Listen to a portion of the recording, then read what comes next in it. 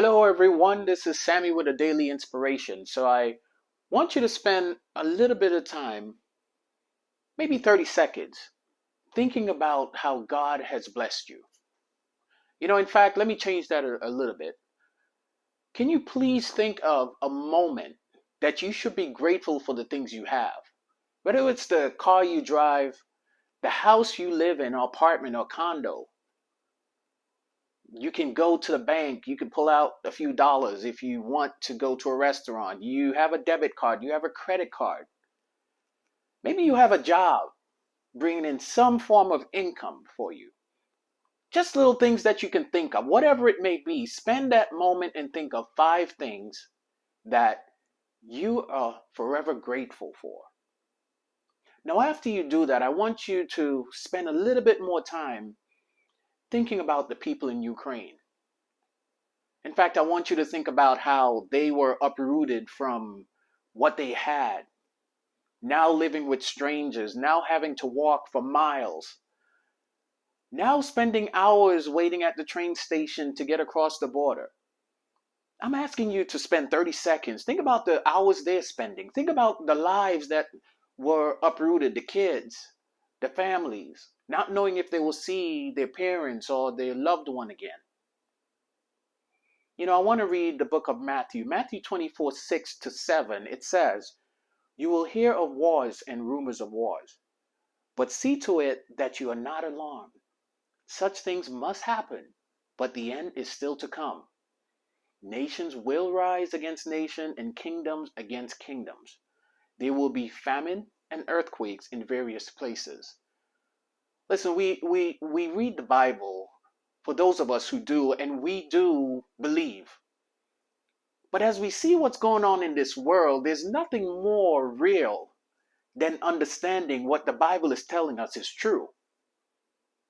And being part of being prepared for the end is understanding our part and our duty in this world to others, to ourselves, making changes.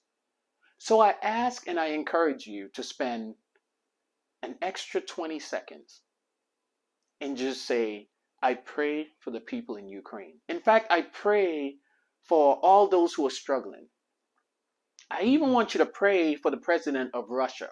Because although we may think that he's doing evil deeds and we shouldn't pray for people who probably initiate these evil doings, it is required because the politicians can't change the heart of an individual that has evil intent, but God can.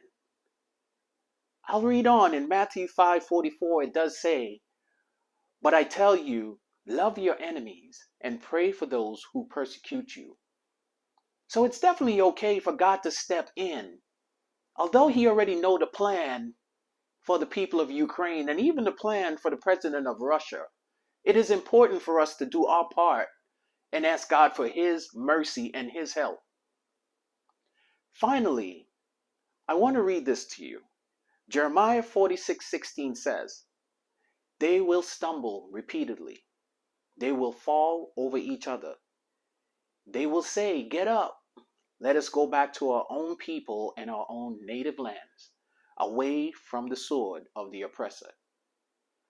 People, I encourage you today to be grateful for the things that you have. You may think the job you have is not good enough, the car you're driving is not nice enough, the house you live in is not big enough. Maybe how you look, you don't think that you look good enough. But trust me, there's so many people out there that's suffering, who are going through turmoil in their life that didn't ask for it. But here we are with things that we may have more than we really need, and we don't understand how grateful we should be in life, how fortunate we are in life. And like I tell you, God is the same God yesterday, today, and tomorrow. So I hope you will thank him for what you have and pray for the ones who really don't have and didn't call it upon themselves. We need you today. We need you tomorrow. we are the people to work together to have a better nation, a better society, better intent, that we can all do our part to make it to heaven when that time comes. I hope you will think about this today. I hope when you're going through that rough moment, you think about the people in Ukraine or the people who don't have. And I hope you will live a better life. Have a wonderful day. I'll see you tomorrow.